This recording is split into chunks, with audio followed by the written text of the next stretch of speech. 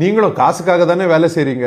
காசுக்காக மட்டும் வேலை செய்யறவங்க இந்த மாதிரி வேலை செய்ய மாட்டாங்க. ஹாஸ்பிட்டல்ல பிரச்சனை ஆகி டாக்டர்ஸை அடிக்கிறாங்க இல்ல திட்டுறாங்கனால அது ஒரு பெரிய விஷயம். அது ஆனா நான் ஒரு விஷயம் சொல்றேங்க, நர்சஸ் எங்களை விட அதிகமா பேஷண்ட்ஸ் கிட்டயும் திட்டு வாங்குறாங்க அண்ட் டாக்டர்ஸ் கிட்டயும் அவங்க திட்டு வாங்குவாங்க. அவங்க தான் நடுவுல இருக்காங்க. ஆனா ஹெல்த் கேர் நர்சஸ் இல்லைன்னா கொலாப்ஸ் ஆயிருங்க. அவங்க அவ்வளவு முக்கியம். ஏன்னா எங்க இன்ஸ்ட்ரக்ஷன்ஸை பேஷண்ட்ஸுக்கு எக்ஸிக்யூட் பண்றது அவங்க தான். அதை தவிர இந்த மாதிரி எமர்ஜென்சின்னு ஏதாவது ஆச்சுன்னா பேஷண்ட்ஸுக்கு பக்கத்துல இருக்கவங்க நர்சஸ் தாங்க. அண்ட் இந்த மாதிரி அவங்க லைஃபையே நம்மளுக்கு டெடிகேட் பண்றதுக்காக யாருமே அவங்களுக்கு பெருசா நன்றியே சொல்றது இல்லைங்க. ஆனா நான் இன்னைக்கு இந்தியா சார்பாகவும் தமிழ்நாட்டு சார்பாகவும் பேங்காக்ல நடந்த இந்த எர்த்குவேக் எமர்ஜென்சில ஹெல்ப் பண்ண மெடிக்கல் ஸ்டாஃபுக்கும் மற்ற எமர்ஜென்சி ஸ்டாஃபுக்கும் ஒரு பெரிய நன்றி சொல்லிக்கிறேங்க. இந்த வீடியோவை பார்க்கும்போது யோசிக்காம ஒரு எமர்ஜென்சில ரியாக்ஷன் எப்படி நர்சஸ் பண்றாங்கன்னு நீங்க பார்த்த அப்புறம் மெடிக்கல் ஹெல்த் ப்ரொஃபஷனல்ஸ் மேல இருக்க ஒப்பீனியன் உங்களுக்கு மாறுச்சா இல்லையா, அட்லீஸ்ட் யோசிக்க வச்சுச்சான்னு கீழே கமெண்ட்ஸ்ல போடுங்க.